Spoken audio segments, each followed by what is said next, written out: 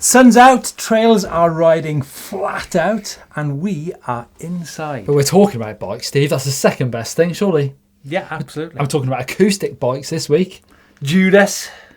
And I'll be talking to Bosch CEO Claus Fleischer.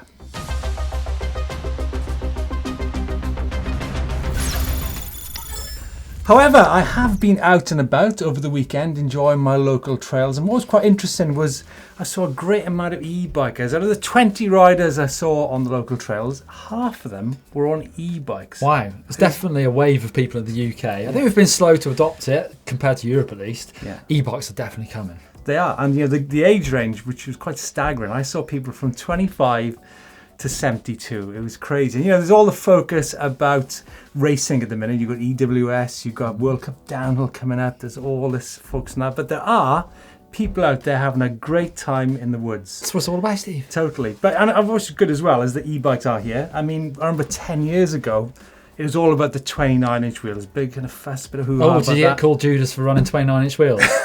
It's the same thing repeating itself. It is, isn't it? Yeah, it is. And then, but the 29-inch wheels didn't happen for quite a long time. True. E-bikes, they're in there straight away. Yeah, I agree.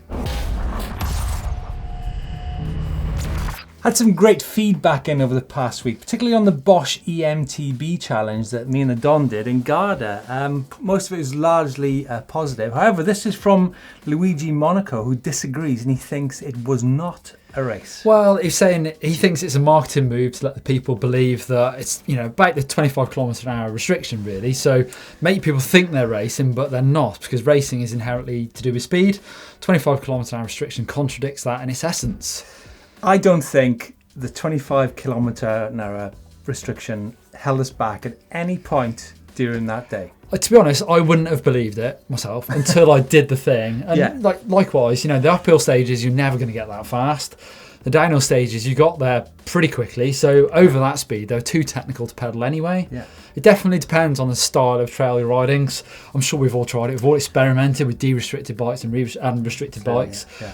Occasionally, there's some trails where a de-restricted bike is going to be faster. Don't forget that can cause us problems. Mm-hmm. In this case, and for the majority of the cases, I think it doesn't really matter that much. Yeah, and I think what it was, the Bosch eMTB challenge, was almost an experiment on what makes the best the best eMTB race adventure.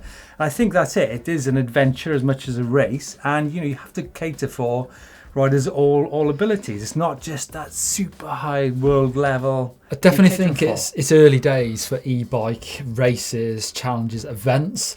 I think when you get 5 years down the line, there will be these elite events with serious races, serious prize money, serious sponsorship. And you're going to be entering those races. Well, I'm not, but anything, doping happens in any sort of high level sport, so that's where it's going to get more dodgy. And we're talking about bike doping here, obviously. Yeah. Not stag do's in Amsterdam. No. Yeah. But for 99% of everything else, then I really think it's not going to be a factor. Exactly. Well, we had a chance to speak to CEO of Bosch mountain bike at Garda Festival, and this is what he had to say. We've got an event here. There's a significant amount of competitors. How difficult is it to manage people who, people want to have more power on their bikes, and where, kind of EMBN channel, we stick to the 25 kilometers an hour, but there's always people out there, they're competitive, they want to have faster motors, more powerful motors. How difficult is it to manage that? For us, it's very important that we all see the e-bike, the broader term of an e-bike, as being primarily a pedal assist bicycle. And in Europe we have the pedal assist bicycle with a regulation of 25 kilometers per hour and 250 watts nominal rated power. This is very important for us because we want to have the character and the image of riding bicycles. Yeah. We don't want to be mistaken like motocross or dirt bike riders, and we distinguish between we do pedal assist only and the dirt bike riders, they have their footrest and their throttle, but this is two totally different sports. It's very difficult though, isn't it? The boundaries are very difficult to manage because you have e-bikes which are slightly more powerful and then it gets progressively more powerful, but we need to have that cut-off point. right? It needs to be there, really definite. Absolutely, and everyone in that, let's say, industry, like manufacturers, dealers, journalists, media, we all have to have the same common understanding that we support pedal assist only, low powered only, because this is still true cycling, and with that we have the image of mountain biking, and we are not in the image of motorsport. And you know, let's face it, an e-bike isn't doing anything that a really super fit athlete can't do, right? Someone like, I don't know, Peter Sagan or someone like that, they can ride an e-bike. They could ride a normal bike at the same speed that we ride e-bikes. It's quite, when I ride my e-bike, I'm thinking, can you imagine being like someone like Nino Schurter and you're going up this hill and they actually have that power? It's crazy, isn't it? So he seems like he was super into it, Steve. Oh, absolutely. It's good to see, you know, people in the industry sort of walking the walk as well as talking the talk, prepared to get his hands dirty. He's totally into e-mountain biking. He even had his own kind of custom e-bike with specific components. Prototype bits, cranks are about that long.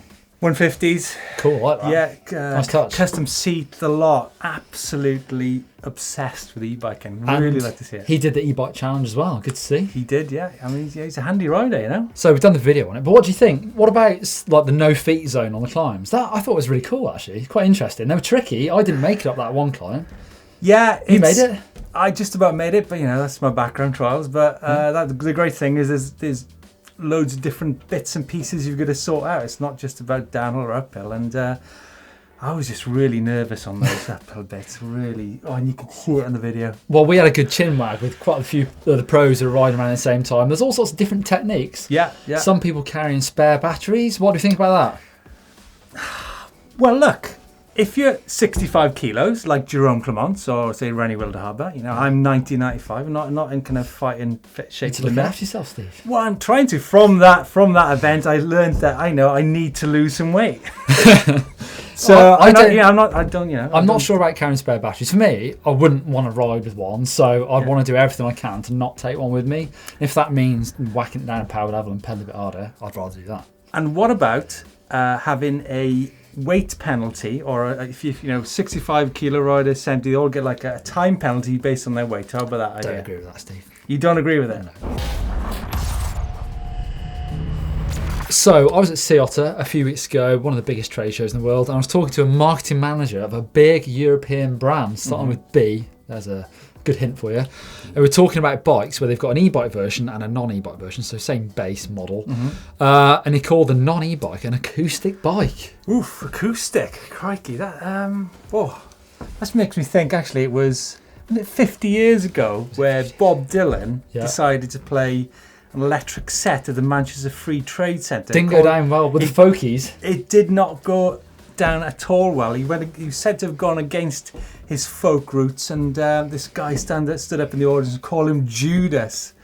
I mean, it was supposed to be a significant moment in time for the pop industry. But then it was kind of folksy, hippie. Is that what we're calling mountain bikers now? This group of sort of, smokers. Oh yeah, we just want the good old days of riding our bikes around the woods. And e-bikes are what? They're the new rock. I don't know if it's quite the same. I don't know, but you can't go far without an electric guitar these days, right? Which band do you think Josh Bryson's in?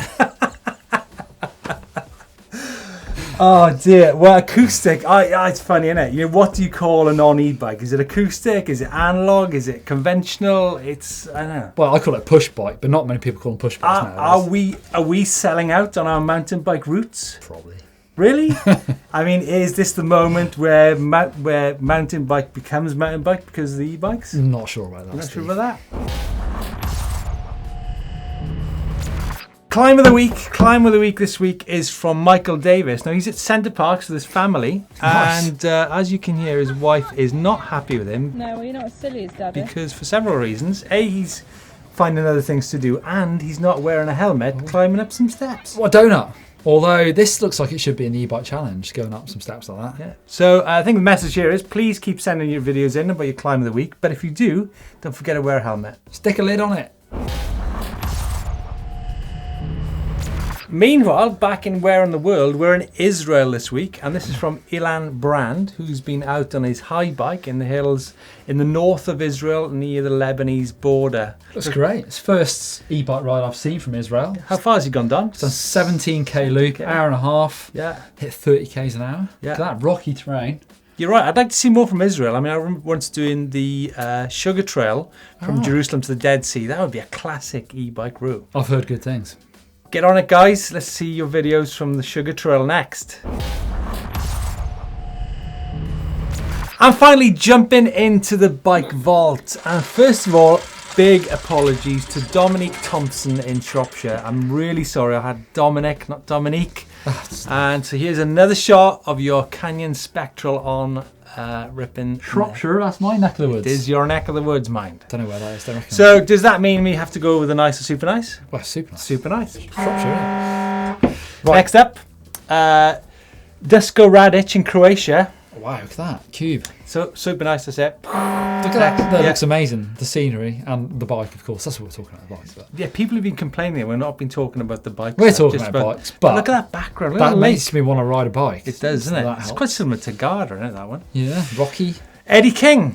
Do you know who this is? This is the Eddie King. So Mike King, downhill legend, that's his brother, Eddie King. Are you kidding me? Because La Jolla. Mike King used to ride for Harrow as well, didn't he? Yeah, definitely. Wow. I'm sure that's Eddie King. Eddie, there's your shot of you and your bike. And I'm pretty sure he had a spinal injury. He was coming back from it, so I'm sure that's why he's using an e-bike to get back from that. So nice one. Thanks for sending the photograph in, Eddie.